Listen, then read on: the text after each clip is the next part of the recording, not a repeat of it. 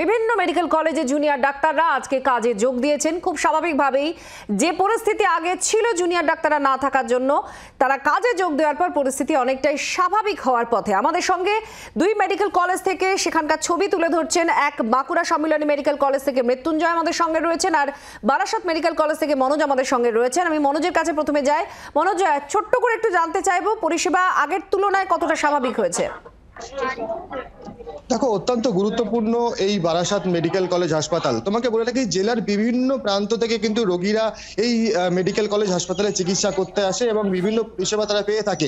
আমি তোমাকে একবার দেখানোর চেষ্টা করব যে জুনিয়র ডাক্তাররা কর্মবিরতি তোলার পর, অর্থাৎ জুনিয়র ডাক্তাররা তারা কাজে যোগ দেওয়ার পর কি পরিমাণে ভিড় এখানে কিন্তু এই বারাসাত মেডিকেল কলেজে কিন্তু রীতিমধ্যে শুরু হয়ে গিয়েছে। তোমাকে বলে রাখি যে গতকাল যে সিজি অভিযান ছিল জুনিয়র ডাক্তারদের, সেই জুনিয়র ডাক্তারদের সিজি অভিযানের পর কিন্তু আজ থেকে জরুরি বিভাগে জুনিয়র ডাক্তাররা সেখানে কিন্তু কাজে যোগ দিয়েছেন এবং রীতিমতো যে মানুষের ভিড়টাও, পেশেন্টের ভিড়টাও দেখা যাচ্ছে অন্যান্য দিনের থেকে বেশি, আগের থেকে বেশি। আর বারাসাত মেডিকেল কলেজের এই ছবি কি দেখা যাচ্ছে বাঁকুড়া সম্মিলনী মেডিকেল কলেজে? আমাদের প্রতিনিধি মৃত্যুঞ্জয় আছেন সরাসরি। মৃত্যুঞ্জয়, কি ছবি? অনেকটা স্বাভাবিক আগের থেকে?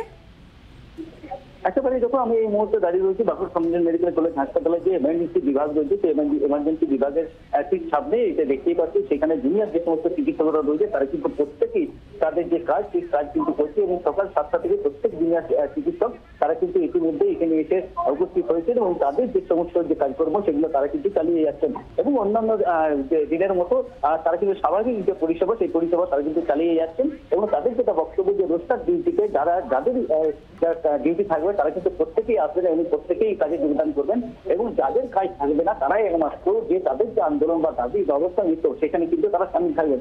আমার সামনে রয়েছে কয়েকজন চিকিৎসকরা, তাদের সাথে একটু কথা বলে নেওয়ার চেষ্টা করবো। তার একবার যদি কথা বলা যায় যে আপনারা তো আজকে কিন্তু জানতে পেরেছেন একেবারে বাঁকুড়া মেডিকেল কলেজের ডাক্তাররাও এখন কাজে যোগ দিয়েছেন, তারা টেবিলে জড়ো হয়েছেন, রোগীর দেখছেন। বাংলার আওয়াজ, বাঙালির আবেগ, জি 24 ঘন্টা।